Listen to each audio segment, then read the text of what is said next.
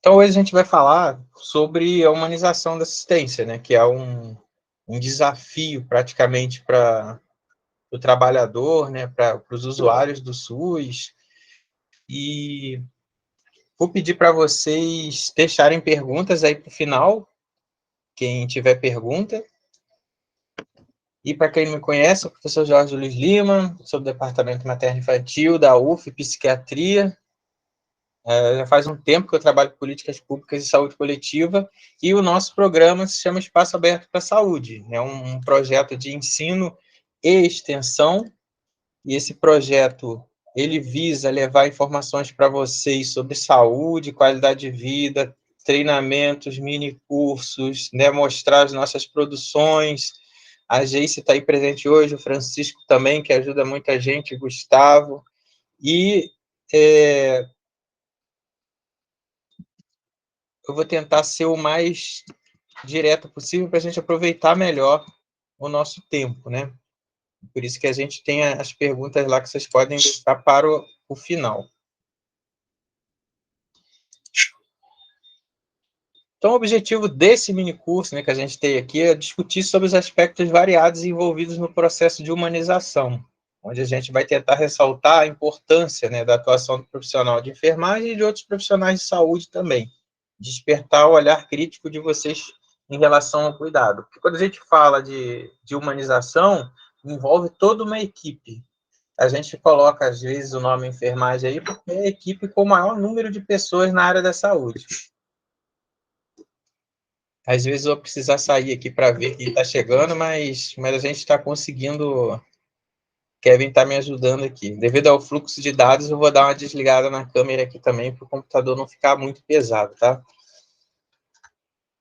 Então, uma coisa importante para a gente falar em relação à humanização é que, no século XVIII, o cuidado era prestado em casa, né? As pessoas que tinham alto poder aquisitivo, as que tinham mais dinheiro, elas tinham como contratar um médico. E quem não tinha dinheiro, eram tratadas em hospitais de caridade que eram para pobres.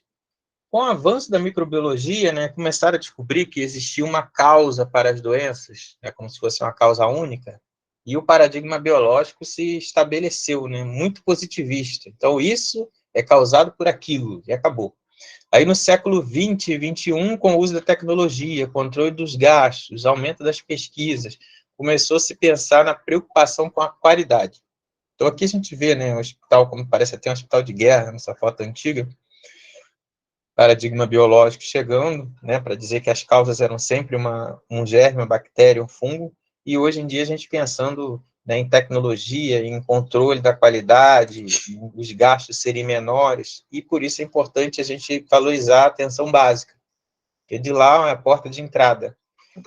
E outra coisa interessante para a gente pensar em relação a Florence, né, que Florence Nightingale, ela é tipo idolatrada como uma das maiores mentes brilhantes do mundo, uma das pessoas mais inteligentes do mundo. Basta ver documentários aí da BBC que vocês vão encontrar isso. Muito estudada também na área de estatística, na área de administração, enquanto que dentro da própria enfermagem pouco se fala de Florence. E Florence, desde quando ela já começava a se preocupar com o ambiente, já era algo pensado em humanização naquela época. Por quê? Porque nós não fomos criados pela natureza para ficar dentro de uma caixa de pedra, de concreto, né? E a gente está sempre em contato com a natureza. Então, ela já pensava em medidas ambientais. Então, quando a gente fala em humanização, já está implícita a atuação ali de uma área de cuidado e uma preocupação com cuidado mais integral, desde a época quando Florence escreveu lá seu livro Notas da Enfermagem. Só uma curiosidade, vocês pararam para pensar, por exemplo, os hospitais que Florence trabalhou, né, que quando ela foi lá diminuir as infecções, o número de mortes diminuiu em 100%, 90%, e por aí vai. Uma coisa simples que Florence fazia de noite era abrir as janelas dos hospitais de campanha, abrir aquelas partes de cima para entrar o ar, para trazer o ar oxigenado do mar, que é o ar, né, que tem mais oxigênio, o ar mais puro, né? E aí, o que era feito antes? Era tudo fechado, porque você achava que se abrisse alguma coisa, iria trazer germes ou bactérias de fora. E, na verdade, o germe, a bactéria estava ali dentro, né? E aí ela foi modificando isso com a ideia do ambiente, né? Para a gente parar para pensar. O que é humanização, né? Por que esse questionamento? E a humanização é um desafio por quê? Então, é o que a gente traz. Talvez essa apresentação, como um mini curso, porque eu vou ensinar e falar várias coisas para vocês que são importantes da humanização, talvez ela traga mais questionamentos do que resoluções. É óbvio que tem uma característica de mini curso, daqui a pouco eu vou falar o que tem que fazer, como tem que fazer, por que tem que fazer. Mas a ideia principal que a gente pensa aqui é o seguinte: por que não é feito, né? Muita coisa a gente vai ver isso.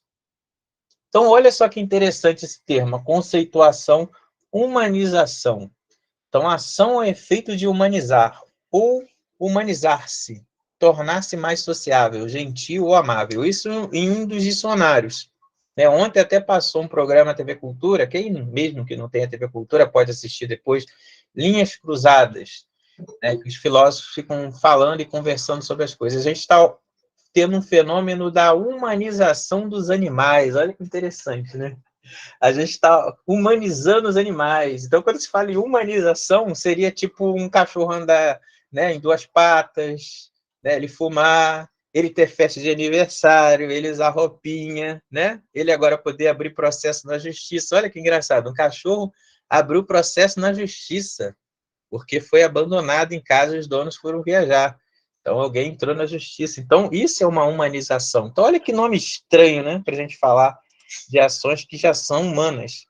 Aí, quando você vai ver em outros dicionários, humanizar é tornar humano, dar condição humana a, tornar benévolo, afável, fazer adquirir hábitos sociais polidos, civilizar e, no brasileiro, amansar animais. Então, por exemplo, quando você está humanizando um cavalo selvagem, né, você está fazendo uma humanização.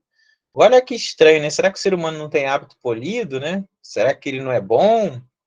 E desumano é o que não é humano, é bestial, é cruel, né? Então a gente vai ver que muitos atos dos profissionais de enfermagem, eles são assim, dos profissionais da saúde no geral, né, dos profissionais que vão atender sem demanda, sem a quantidade adequada de sujeitos, né, de profissionais para atender, vocês vão ver que, mas por que isso ocorre, né? Seria porque está falando mal dos profissionais de saúde? Não, quando você vai ver, quantos profissionais tem para atender 30 pessoas, 40, né? Tem recurso, tem material, tem instrumento de trabalho? Não tem. Não tá aparecendo. Então, assim, a gente, quando pensa nessa conceituação, muitas perguntas vêm à cabeça. Então, o conceito associado ao direito à saúde, que a gente percebe hoje do que é a humanização, né? Então, é uma autonomia que a gente tem ali no protagonismo dos sujeitos. Ali, o que é desumano? É uma ação ou efeito de desumanizar, fazer com que a pessoa fique desumana, perder a essência humana. E aí a gente começa a pensar nessa coisa da interação que a gente tem hoje, uma interação mais online, interação à distância. É óbvio que a tecnologia fez com que a gente se aproximasse e um projeto como esse, por exemplo, pudesse ter várias pessoas em vários locais do Brasil podendo assistir e ter também na internet, mas as ações humanas, elas ocorrem no mundo real. Então, a gente aprende a ser humano com outros humanos, que somos seres sociáveis. E aí a gente começa a se questionar, será que no decorrer do tempo a espécie humana perdeu a sua essência? Será que essa essência, então, o que seria essa essência, né? Para onde ela foi? E o que é humanizar, né? Por que humanizar se somos humanos, né? Então, a gente trouxe algumas definições e aí a gente vai adentrando agora para outros estudos científicos que falam além, né, que vão além. Então, humanização surge como oposição à violência, ou seja, surge contra a violência física, psicológica que se expressa nos maus tratos, seja simbólico, que é apresentado pela dor, ou de não ter a compreensão de suas demandas e expectativas ali atendidas. Então, por exemplo, quando a pessoa não é acolhida, né? Quando simbolicamente sofre um preconceito, quando uma criança ou adolescente ou um usuário do SUS vai sofrer maus tratos, né? Quando não foi atendido adequadamente. E o contrário também, quando um profissional de saúde está lá querendo atender, né? E ele toma um soco, né? Sofre uma violência, xingamento. Então, o que a gente percebe é que essa violência hoje, seja ela física ou verbal ou por atos simbólicos, elas são consideradas normais, triviais e banalizados, né? Então, a humanização no SUS, né? Quando a gente vai olhar a definição de humanização, eu tentando controlar meus NEs aqui, né? Toda hora falando, né. A valorização do usuário vem dos gestores do processo de produção de saúde. Então, assim, tem que valorizar os usuários do SUS, os trabalhadores e também os gestores. Ou seja, todos, na verdade, teoricamente, segundo a nossa Lei 8080, são gestores, porque o usuário participa da escolha, os trabalhadores participam da escolha, então vem dos gestores, gestores no sentido amplo. E valorizar os sujeitos é o quê? Dar maior autonomia para ele escolher, né? Ampliação da sua capacidade de transformar a realidade em que vive. Então, a gente sempre tem que ouvir o cliente, o usuário, o paciente, ver o que ele já faz, ver como que ele interage com a sociedade ali, e ouvir o processo de saúde e doença dele, a história de vida dele, né? E saber o que já é utilizado. Então, exemplo, às vezes você vai fazer uma educação em saúde, e a pessoa já utiliza um chá, um fitoterápico, né, em algum lugar. Aí você simplesmente chega para aquela pessoa e fala, isso não funciona, isso não existe. Você está fazendo uma agressão à cultura e à história de vida dela, porque para ela aquilo ali funciona. Então, o que você pode fazer é orientar, saber se realmente aquele chá ou aquela erva funciona. É óbvio que se não funcionar e tiver um efeito contrário do que você quer, você vai explicar. Agora, se aquilo já vem sendo utilizado, inserido naquela cultura ao longo dos anos, a gente não pode ir contra. Exemplo, professor, não entendi. Então, por exemplo, uma pessoa que mora nos Andes peruanos e masca folha de coca. Aí você vai chegar para ela e falar, não pode, isso é droga, é cocaína. Não, é cocaína é uma outra coisa que é extraído dali. Por que tem que mastigar aquilo? Para aumentar, deixar a pressão mais elevada, para poder você conseguir ficar acordado num lugar tão alto, onde o ar é mais rarefeito. E assim vai, outros chás, as culturas indígenas, e a gente não pode, excluir o conhecimento dessas pessoas. Então, aí a gente vem para a definição que está lá no manual, né, e que está na política. Humanização se entende como a valorização dos diferentes sujeitos implicados no processo de produção de saúde. Esses valores que norteiam essa política são a autonomia, o protagonismo do sujeito, ou seja, ele sempre está ali como sujeito principal. Só existe SUS porque tem usuário, né? Só existe professor porque tem aluno. Então, só existe um remédio porque tem doença. Então, uma coisa depende da outra. Então, daí vem a corresponsabilidade. Você também precisa entender que aquela pessoa ela é corresponsável pelo tratamento dela. Estabelecimento de vínculos solidários, saber ouvir, ter a participação coletiva nesse processo de escolha, né, de gestão. Às vezes, a população daquele local não quer uma casa de parto, quer uma policlínica, né? Ou então quer uma estratégia de saúde da família. O que é melhor para aquela área, né? Ou então é um local que tem muitos nascimentos de crianças, então precisa de ter um hospital maternidade, né? Uma casa de parto. Então a gente não pode pensar na indissociabilidade entre a atenção e a gestão. E o sujeito é autônomo e ele vai ter uma corresponsabilidade. Então, isso pode ser traduzido em vários exemplos que a gente vai ver daqui a pouco. Então, a humanização, por exemplo, falando aqui da parte ontológica. O que é ontológico? É o que nasce com o sujeito, é natural, já nasce com ele. Então, o ser humano, ele naturalmente nasce com essa ideia de cuidado e preocupação com o próximo. Então, a criança deixou a chupeta cair. Você vai lá, vai pegar a chupeta e vai dar para a criança, né? A criança está sorrindo para você no ônibus, aí você vai lá e sorri para ela. Se você não fizer nada disso, tome cuidado, você pode ser um psicopata. Uma velhinha caiu perto de você e você não ajudou nem a levantar. Então, naturalmente, temos essa coisa da humanização, do cuidado ontológico. O que está acontecendo hoje, devido a esse afastamento dos vínculos, o ser humano ele está deixando de ser humano, porque ele está se desestruturando, né? Ele está perdendo o sentido e por causa dessa frieza coletiva que está ocorrendo, por vários motivos que a gente vai falar. E o cuidado significa um fenômeno existencial básico. Quando a gente fala cuidado, tem a ver com várias coisas. Então, por exemplo, você fazer comida e cozinhar para alguém da sua família é um cuidado, você se preocupar e saber onde a pessoa está é um cuidado, né? Você, o tempo todo ali, ajudar na casa é um cuidado, você está cuidando direto ou indiretamente de alguém, ou cuidando de si. Então, traduzindo, quando a gente cuida, né, quando a gente se preocupa, é esse cuidado, né, essa forma de estar interagindo é um fenômeno que é a base possibilitadora da existência humana enquanto humana. Até porque um bebê ou uma criança pequena, ela não vai conseguir se adaptar ao mundo sem ter orientação dos mais velhos, né? O bebê humano, ele é muito frágil, enquanto que, por exemplo, um bebê aí de uma zebra, ou de um veado, ou de outro cavalo, um potro, nasceu, caiu no chão, bateu de cabeça, levantou, passou uns minutinhos, já está caminhando. Enquanto que o bebê humano, não, precisa de muito cuidado. E aqui a gente vem falando da humanização do SUS versus a humanização ontológica, que seria algo que nasce com a gente. O SUS, por ser uma política, né, e as pessoas confundirem, humanização é uma política, não é um princípio do SUS. Então, a gente tem a humanização que pensa em gestão, em participação, em ser político, em ser ético e acolhimento.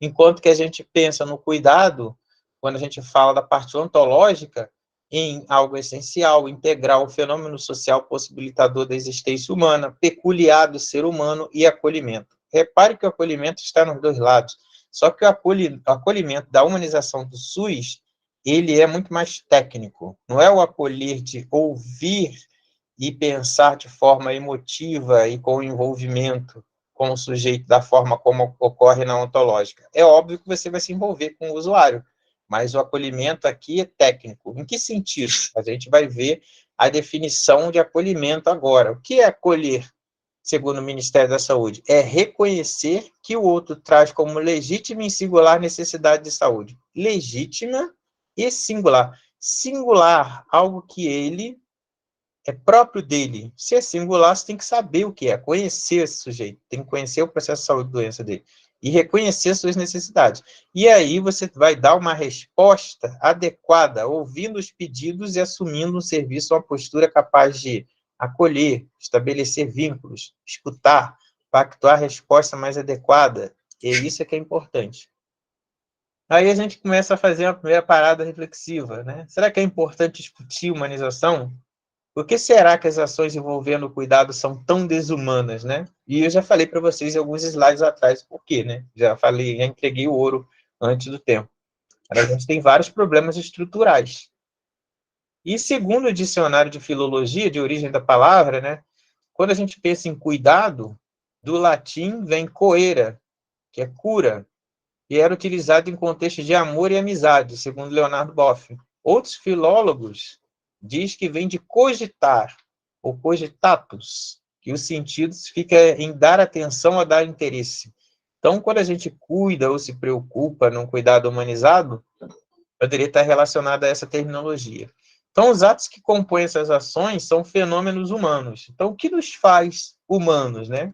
Já expliquei algumas coisas também anteriormente, né? Se preocupar com o outro, pensar de uma forma que a pessoa ela é completa, então você não pode olhar só uma parte, tem que olhar o todo. Então, para pensar em humanização, a gente tem que pensar no sujeito, na pessoa, do processo de saúde e doença dela. O que é processo de saúde e doença? O que ela vê como saúde, o que ela vê como doença, qual a preocupação dela que ela tem com a saúde e com a doença, o que ela pensa, né, do que é saúde, a história de vida dela, onde ela está inserida, as vulnerabilidades, isso tudo tem a ver com o processo de saúde e doença. Como assim, professor? Não entendi. Ué, antigamente, estresse e doença mental não era doença, né? Eram uns... Você pensava que era alguma possessão diabólica. E aí o que acontece? Agora a gente já percebe que não é bem assim, né? São as doenças que são consideradas doenças mentais. Então as coisas vão mudando.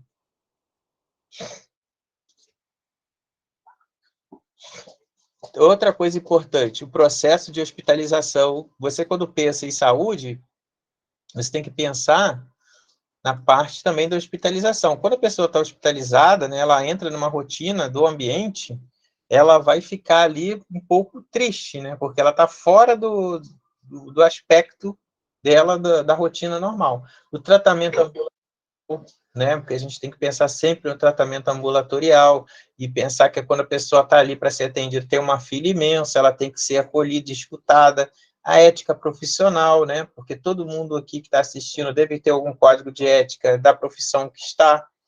Então, isso é importante a gente lembrar. a interdisciplinaridade, né? A gente não consegue fazer uma coisa sem um outro profissional. Não adianta você ser humano e o outro não ser. Então, por isso que é importante os treinamentos. E o cuidado integral, né? Que aí a gente vê como um princípio do SUS. A acreditação, né? Que seria aquela qualidade, né? Desde a ponta do atendimento do hospital até o fim, se seguem padrões internacionais. E o acolhimento em si. Então, esses fatores são essenciais. Agora, a gente pensar em humanização, né?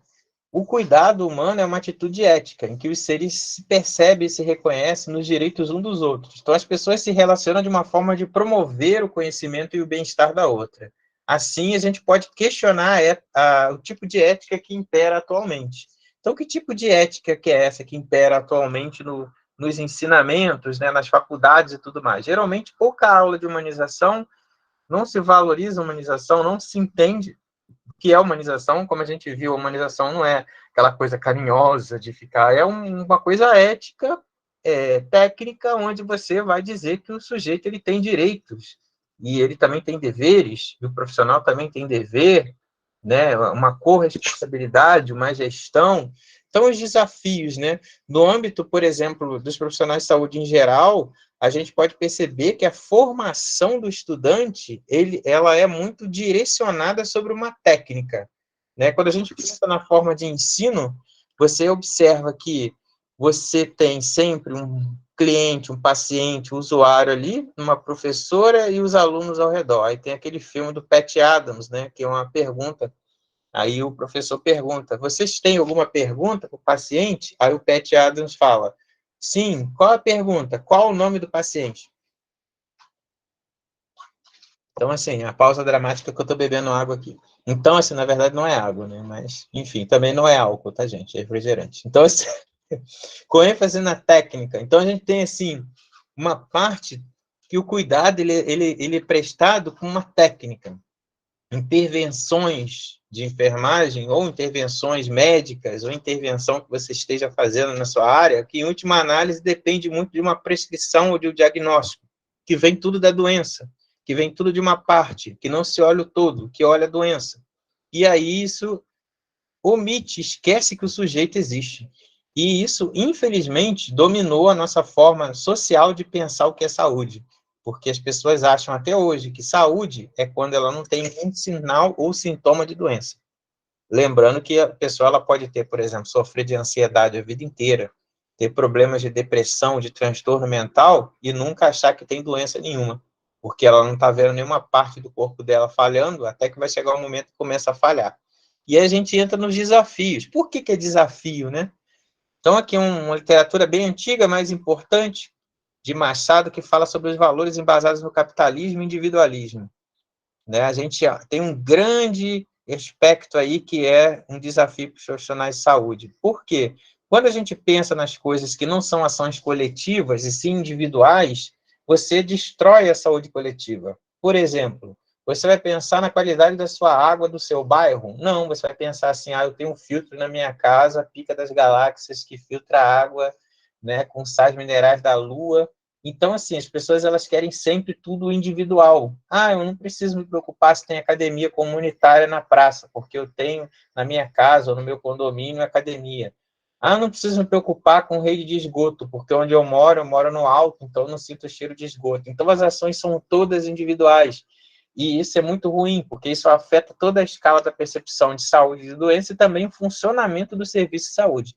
Então, esse fator, né, do individualismo, do uso da tecnologia, eu ter, a pessoa acha que ela pode comprar ou ter a saúde. E a saúde ela não é comprada, ela é cultivada e mantida através de hábitos. Então, esse fator todo do capitalismo e individualismo do sistema, né, ele vai afetar a cultura, as ações e conduta profissionais, relacionamentos interpessoais, o cuidado ao usuário e a visão de enfermidade. Eu já expliquei aqui. Então, o que a gente tem os desafios, né? Os laços de responsabilidade de se ocupar no bem-estar do outro são essenciais para a gente cuidar, pensar em cuidar do outro, né? Pensar em tentar ajudar o outro. E aí a gente chega a uma definição mais interessante, né, que eu tirei esse livro do Maturana e Varela, que é um livro muito interessante, que ele une a biologia e a psicologia, é uma coisa muito interessante de ler. E aí ele fala do amor. Olha que interessante, né? Agir com amor ao próximo talvez seja um grande desafio atualmente, pois há uma desestruturação do significado da palavra, onde pouco se discute, né, como afirma Maturana. Então, assim, o que a gente pensa é que amar é respeitar o outro, né, reconhecer o outro como ele é. Então, na medida em que o fenômeno social se baseia no amor, as relações sociais que dependem de ver o outro com amor representa vê-lo com o quê?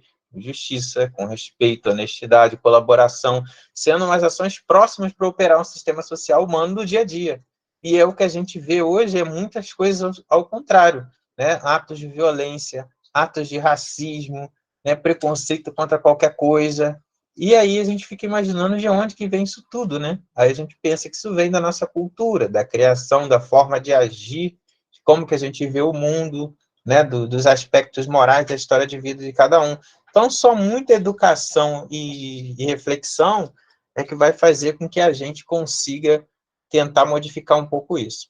Por isso, a negação dessas relações, né, que tem como base o amor, como fenômeno social, a gente nega. Se a gente negar esses fundamentos, toda a sociedade ela se desintegra. É o que mais ou menos acontece hoje, né? As pessoas matam as outras por qualquer coisa, elas não ligam com o sentimento do outro, e no fim o que acontece? Está todo mundo doente. Então foi até uma outra palestra que eu fiz, que depois vou disponibilizar para vocês. Então tem um problema sério, porque o Brasil é o país mais ansioso do mundo e um grande número de pessoas com depressão, e já com sinais de depressão. E isso é algo muito sério, né? E as pessoas não falam muito sobre saúde mental. E com a pandemia, o que aconteceu? Isso foi piorando. Então, a gente vê que como que uma população ou os profissionais de saúde vão cuidar dos outros, né, se eles mesmos estão com problemas. Então, relembrando nosso processo de saúde e doença, aquela história que eu falei para vocês, né, que tem a ver com geografia, aspecto político, onde mora, criação.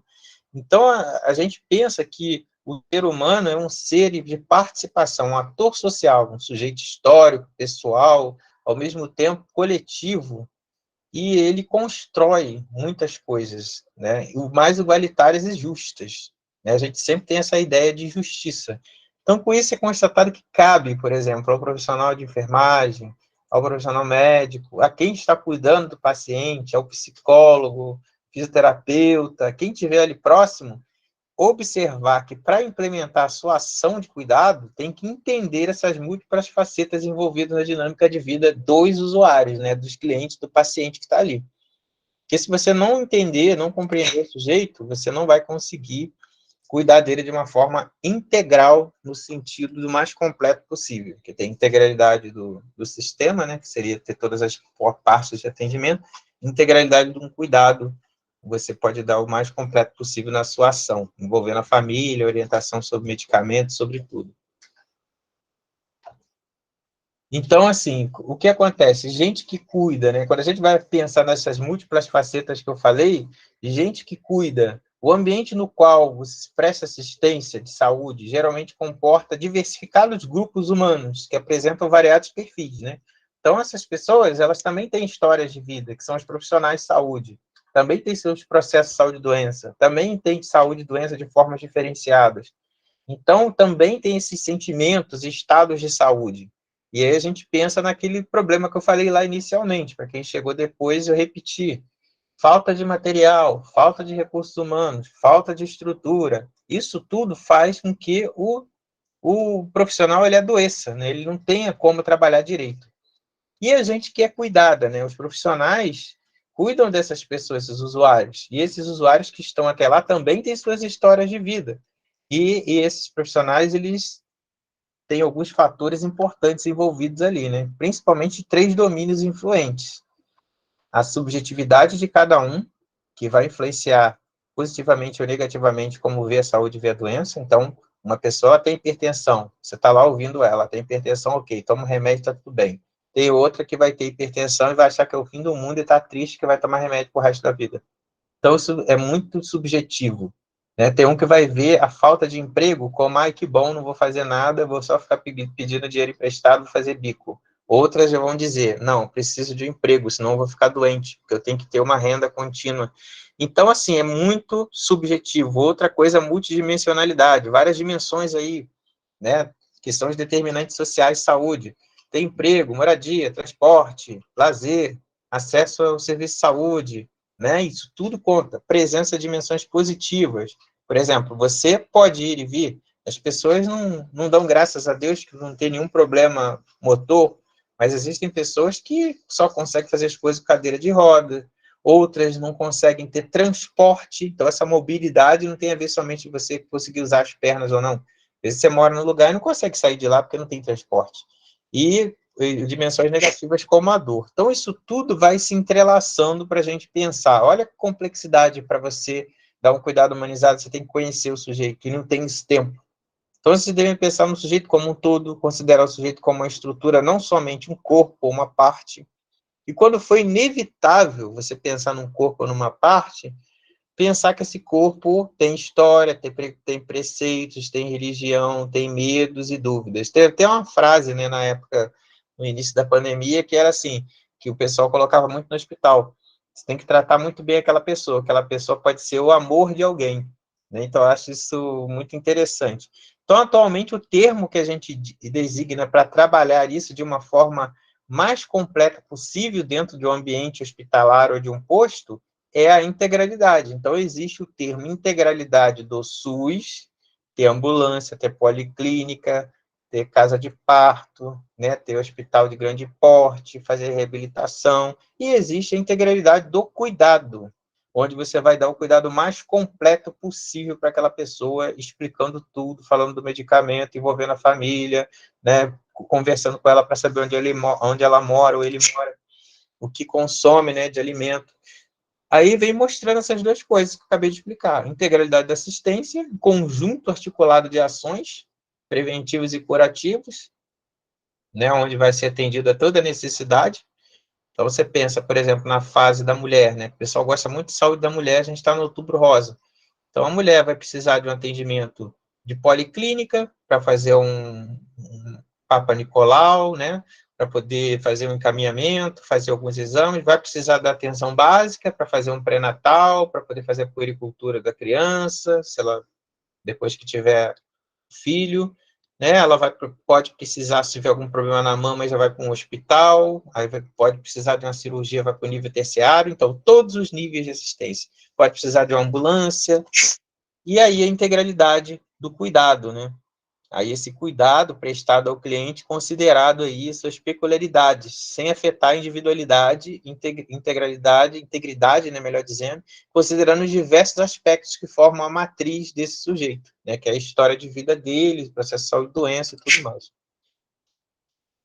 Assim, é interessante, né, do Código de Ética dos Profissionais Enfermais, são os mais numerosos da área da saúde, o enfermeiro deve respeitar o direito do cliente de decidir sobre sua pessoa, seu tratamento, seu bem-estar, e respeitar o pudor, privacidade e intimidade do cliente. Quando a gente olha isso aqui, antes até de falarem do termo humanização, isso já estava, né, no Código de Ética dos Profissionais de Enfermagem, provavelmente do médico, da nutricionista, né, do fisioterapeuta, de todo mundo humano. Só que a questão é, será que isso é feito e tem material, condição para essas coisas serem feitas?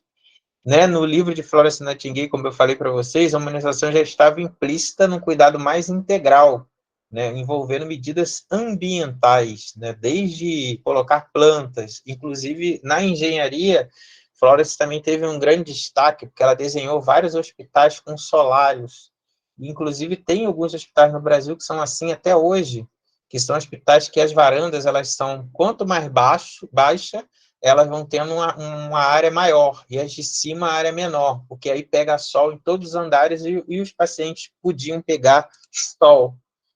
E as tecnologias, já pararam para pensar nisso? Quando a gente fala em tecnologia, será que tecnologia afasta, né, as pessoas? Ou as tecnologias aproximam, né? Então, quando você olha uma imagem dessa aqui, aí vê aqui um catéter, e aqui a gente observa lá no CTI, né, um monte de coisa, de fio e tudo mais, como é que fica essa parte das tecnologias? Quando a gente fala em tecnologias, equipamentos, a gente pensa que pode ser dada toda a ênfase à utilização de tecnologia mais avançada, sem negligenciar a relação humana. Isso é possível, mas isso vai depender de quem usa. Então, cuidar do paciente de alto risco, por exemplo, de uma forma integral e personalizada é possível, porque você pode, por exemplo, dar atendimento psicológico, se tiver lá o apoio psicológico, você pode fazer assistência física, você pode ouvir o que ele tem para dizer, você pode falar com ele mesmo que esteja em coma, você pode respeitar o natural pudor, né, e privacidade, tudo isso tendo a tecnologia para te ajudar. Como assim? Porque ao invés de você estar fazendo 1000 coisas, tem coisas que a máquina ou a tecnologia está fazendo para você. E aí a gente tem que se aproveitar disso para poder dar um cuidado melhor. Então, o Merri, por exemplo, ele comenta sobre as estruturas tecnológicas, né, que dependem de equipamento. Tecnologia leve é uma consulta, onde você está lá no consultório, interagindo com o paciente, o usuário, fazendo vínculos, ouvindo, fazendo acolhimento, resolvendo lá a situação dele. E a tecnologia pesada é quando você não olha para a pessoa e não escuta ela. Você vai usar a máquina e aí isso te afasta dela um pouco. Então, a percepção das demandas do usuário, ficam em segundo plano.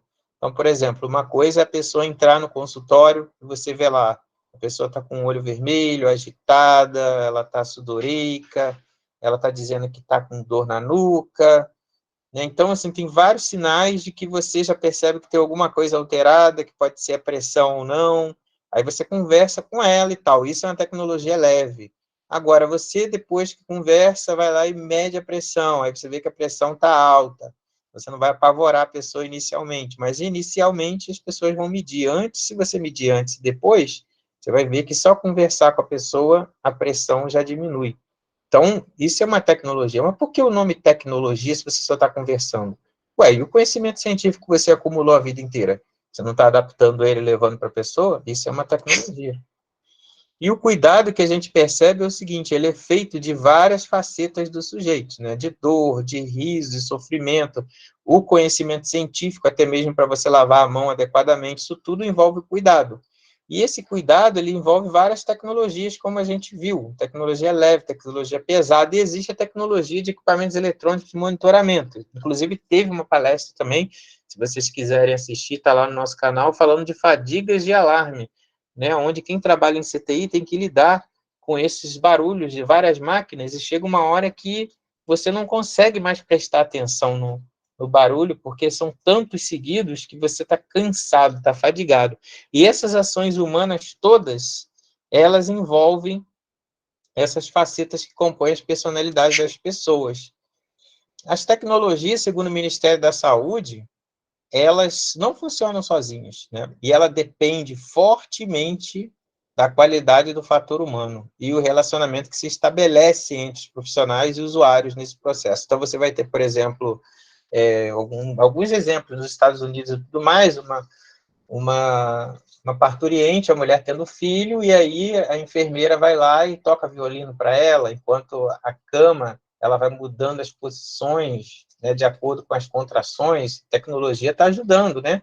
Um gotejamento, que hoje em dia tem bomba infusora, o tempo que você ficar fazendo conta, a bomba infusora faz para você. Então, você pode ir lá conversar com o paciente, com o usuário, explicar para ele o que está acontecendo, você tem mais tempo junto ao paciente devido ao uso da tecnologia. Infelizmente, na nossa cultura, a ideia é que se a máquina faz, eu não preciso fazer. E aí todo mundo perde, né? Isso que é o ruim. Contrariamente ao que muitas pessoas pensam, resgatar o cuidado humano com base na técnica, né, usar recurso tecnológico, científico, não exclui a pessoa, né? Na verdade, esse cuidar, ele acaba sendo mais criativo e intuitivo, porque você está usando a tecnologia a seu favor, né? Essa que seria a ideia geral do uso das tecnologias. Na atenção à saúde, as ações voltadas para a humanização do cliente devem ser organizadas em todos os sentidos, desde o âmbito organizacional, ambiental, tecnológico, nas inter-relações humanas e nas atividades terapêuticas.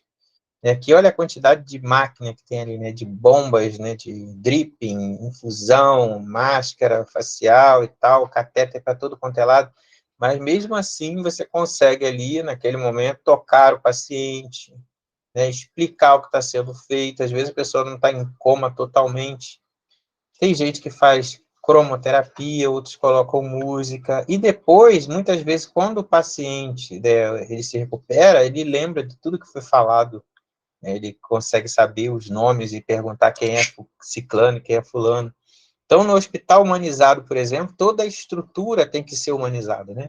Então, existem alguns hospitais que têm outras formas de cuidar e de tratar de determinadas pessoas que você tem aqui uma estrutura bem maior e adequada, né? Então, você tem espaço para ter o acompanhante, aqui seria o de parto, né? Uma bola, né? Para poder a mulher também ficar ali fazendo movimentos, né? E para aliviar a tensão na coluna, né? Uma cama que se modifica, né? A forma dela de acordo com os mecanismos do parto.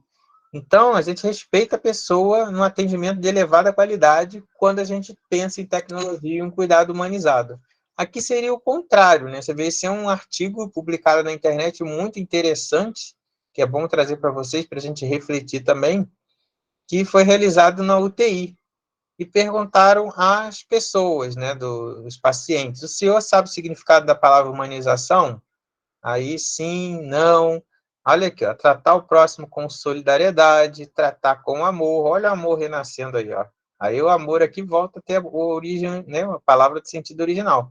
E muita gente não responde. Esses não respondem são aquelas pessoas que se sentem acuadas muitas vezes, né? Tem medo. Na sua opinião, o pessoal da enfermagem da UTI atende as pessoas? Lembra que eu falei, enfermagem é que tem maior número na área da saúde. Aí vai lá, ó, sim, não, aí fala, atenderam bem, aí teve um que fizeram mais que deveria, a pessoa respeitava direitinho, aí uma auxiliar de enfermagem foi ignorante. Então, assim, aí já começa a aparecer aqui, aí lembra daquilo que eu falei, é penalizando o funcionário? Não. Quais são as condições de trabalho? Quantos auxiliares de enfermagem tinha naquele dia? Né? Como é que está a atenção desse estresse? Né? Como é que está o quantitativo de material, de pessoas? Aqui, ó, cite 3 cuidados que fizeram o senhor ou a senhora se sentir como se fosse uma coisa, um objeto. Então, quem já tem ou age assim com os outros, está despersonificado, está frio, já é um sintoma de burnout, uma frieza muito grande, né? Quem fez isso com essa pessoa. Aí, falar, em nenhum momento. Aí, aqui, ó, quando eu estava com o tubo, o auxiliar amarrou a minha mão. Quando fiquei amarrada com o tubo, chamei o auxiliar que nem ligou. Quando sentia dor por estar amarrado. Quando chorava, o auxiliar ficava braba, ou brava, né? Não pode chorar, né? Aquela história. Quando não quis tomar banho de chuveiro e me senti obrigado e lá tive uma parada cardíaca. E esse é o pior. Lembra aquela história que eu falei para vocês? Se você conhece seu corpo, sabe dos seus limites, e o hospital também é um local onde você muda a rotina, você acaba entrando num outro ambiente e aquilo é muito estressante. Então, na sua opinião, o que deve ser feito, né, pela enfermagem para que você se sinta como gente ou humanizado? Aí, aqueles com medo, né? Tá tudo bom. Ter mais delicadeza, mais respeito e carinho. 3, ó. Selecionar melhor as pessoas que trabalham na enfermagem.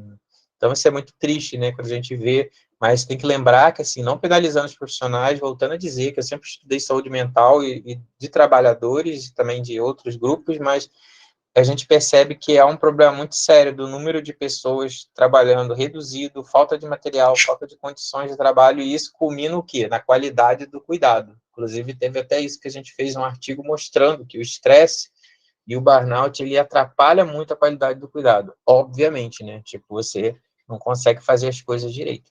Então, as ações práticas têm que ser feitas. Conscientização sobre o tratamento paciente, isso é humanizar. Informação sobre os medicamentos, quando, onde, por quê, mecanismo de ação. Ele perguntando, você pode orientar, né, os cuidados que tem que ter. Né? Por exemplo, o pessoal faz o uso de hidroclorotiazida e vai para a rua. Você tem que orientar o usuário, o cliente, que vai acontecer, que vai ter vontade de urinar na rua. Então, tem que ter toda uma explicação e envolver esse usuário. Informar sobre o procedimento, né? Você chega lá, às vezes, já vai fazer algum procedimento, ou vai medir a pressão, vai ver, né, ferir a temperatura, e já chega fazendo, sabe, como se a pessoa fosse um objeto, não pede licença, não fala boa tarde, não fala bom dia, a gente vai fazer tal coisa. Tocar o cliente, né? Então, às vezes, um toquezinho no ombro para entrar na sala, segurar a mão, às vezes, né?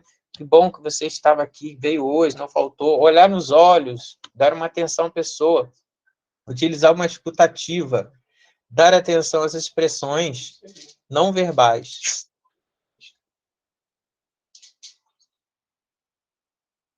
Então, a lista de presença daqui a pouco já vai chegar aí, mas no primeiro.